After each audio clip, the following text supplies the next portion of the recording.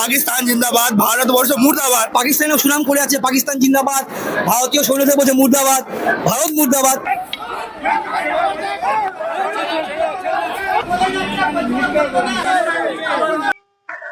শিয়ালদা চত্বরে এক ব্যক্তি, বাংলাতেও কি সেই পাকিস্তানের মতো অবস্থা, সে পাকিস্তান জিন্দাবাদ স্লোগান শোনা গেল। তো শিয়ালদা চত্বরের ওখানে ঠিক 2:45 এক ব্যক্তি এসে পাকিস্তান জিন্দাবাদ বলে স্লোগান দেয়। তো সে ব্যক্তিকে দেখে অনেকটা পাকিস্তানের মতোই মনে হচ্ছে, তাই মানুষ তাকে দেখে অনেকটা ইগনোর করছিল, ভাবছিল পাগল মানুষ হয়তো একবার দুবার বলছে, ঠিক আছে। কিন্তু 1 মিনিট ধরে যখন সেই পাকিস্তান জিন্দাবাদ বলে স্লোগান দেয়, তখন মানুষের মধ্যে একটা ক্ষোভ প্রকাশ হয়। তা নিয়ে একটা মানুষ ক্ষোভ প্রকাশ করছে। সেখানকার যা জনসাধারণ যারা রয়েছে, যা আশেপাশে লোকাল লোকরা রয়েছে, তারা তাকে চট করে ধরে নেয় এবং ধরে ক্ষুব্ধ হয়ে তাকে মারধর করতে চালু করে। তাহলে কি এই শিয়ালদা চত্বরে আমাদের এই বাংলার মধ্যে কি মানুষের ক্ষোভ এতই বেড়ে রয়েছে? কি বলছে সেখানকার মানুষজন? আপনারা প্রথমে ভিডিওটি দেখেন, কি বলছে আমি আপনাদেরকে দেখাচ্ছি।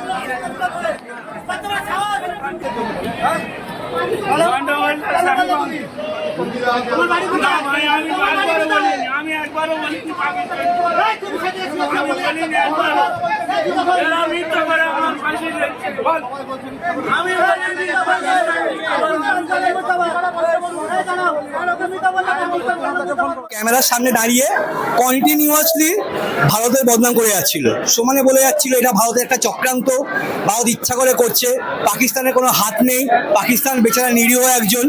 তারপরে আমরা ব্যাপারটা ভেবেছিলাম কোনো পাগল ছাগল হয়তো, ব্যাপারটা ইগনোর করছিলাম, কিন্তু ও কন্টিনিউয়াসলি বলে যাচ্ছে, প্রধানমন্ত্রী নামে গালাগাল দিয়ে যাচ্ছে, সমানে গালাগাল। এবার একটা আমরা ভারতীয়, এখন যা সিচুয়েশন তৈরি হয়ে আছে, এই মুহূর্তে আমরা জানি যে আমাদের সৈন্যরা কিভাবে নিজেদের প্রাণ নিয়ে খেলছে এবং আমাদের জন্য লড়ছে।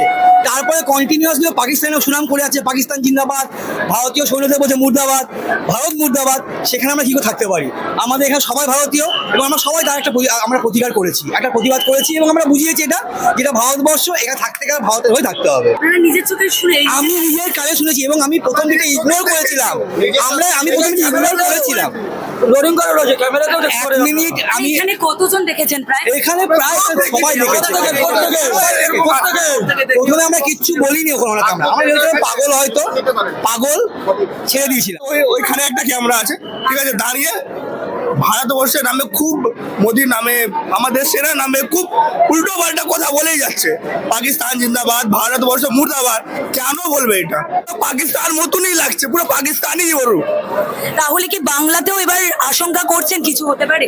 নিশ্চয় হবে, এবার দেখো না, কিছু না কিছু নিশ্চয়ই হবে। ভয় লাগছে শিয়ালদা স্টেশনে দাঁড়িয়ে? কেন ভয় লাগবে? আমরা হিন্দু। তো এই ভিডিওটা দেখে আপনারা বুঝতেই পারলেন যে এই বাংলার মধ্যে কি অনুপ্রবেশকারীরা এসে তাদের দাদাগিরি দেখাবে। এই বাংলা হিন্দুস্তানে, মানে এই ভারতে যারা বসবাস করছে, ভারতবাসী যারা রয়েছে, তারা কি অন্য দেশের মানুষের কাছে তারা ভয়ে আতঙ্কের মধ্যে থাকবে? তারা অন্য দেশ থেকে এসে, অন্য দেশে আমাদের ভারতের মধ্যে এসে তাদের দেশের প্রচার করছে, পাকিস্তান জিন্দাবাদ বলছে, ভারত মুর্দাবাদ বলছে। এটা সাধারণ মানুষের কাছে একটা লজ্জাজনক বিষয়। এটা গোটা ভারতবর্ষের কাছে একটা লজ্জাজনক বিষয় যে আমাদের এই ওয়েস্ট বেঙ্গলের মধ্যে এই পাকিস্তানি অনুপ্রবেশকারীরা এসে তাদের পাকিস্তানের কথা বলছে যে জিন্দাবাদ। এটা কিন্তু সেখানকার মানুষরা একেবারেই সহ্য করতে পারছেন না, আর তারা এটার প্রতিবাদ জানিয়েছে, তাকে মারধর পর্যন্ত করেছে। এক হিসাবে যে দেশ বিরোধী করবে তাকে মার তো খেতেই হবে সাধারণ জনগণের কাছে। তো আমার কাছে একটা প্রশ্ন দাঁড়িয়ে পড়লো, যে এই ভারতবর্ষের মধ্যে এই বাংলার মধ্যে এত জালিয়াতি কেন হচ্ছে? এখানে fake Aadhaar card, PAN card, voter card সবকিছু ওয়েস্ট বেঙ্গলের মধ্যে জাল করা হয়। এখানে সবকিছু ডুপ্লিকেট করা হয়। আপনার বাংলাদেশ থেকে, পাকিস্তান থেকে যারাই অনুপ্রবেশকারীরা এই আসে ইন্ডিয়ার মধ্যে, বেশিরভাগ আপনারা শুনবেন যে এই ওয়েস্ট বেঙ্গলের মধ্যেই সেটা আপনার ওনাদের আধার কার্ড জাল করে নেবে, নিজেদের নামে বানিয়ে নেবে। তারা অনুপ্রবেশকারী, তারা অন্য দেশ থেকে এসেছে। তো অন্য দেশ থেকে এসে চট করে এই ওয়েস্ট বেঙ্গলের মধ্যে তারা সব ডকুমেন্টস বানিয়ে ফেলছে। এটার মধ্যে কিন্তু ভারত সরকারের একটা বড় গ্যাপ দেখা যাচ্ছে, তাদের একটা বড় ফেলিয়ার দেখতে পাচ্ছি আমি এর মধ্যে। আর রাজ্য সরকারের বড় হাত রয়েছে এর মধ্যে। আমি যতটা মনে করি যে রাজ্য সরকার ওয়েস্ট বেঙ্গলের তিনি খতিয়ে দেখছেন না এই বিষয়টা, তিনি অনেকটা ছুট দিয়ে রাখছেন যে এখানে এত কিছু জালগিরি হচ্ছে। তো এটা নিয়ে কিন্তু রাজ্য সরকারের অনেকটা খতিয়ে দেখা দরকার। আপনাদের কি মতামত আছে আপনার কমেন্টস এর মধ্যে জানান। আর আমি যা বলবো সব স্পষ্ট বলবো। আপনারা ভালো থাকবেন, সুস্থ থাকবেন, অবশ্যই আমার চ্যানেলটি সাবস্ক্রাইব করবেন।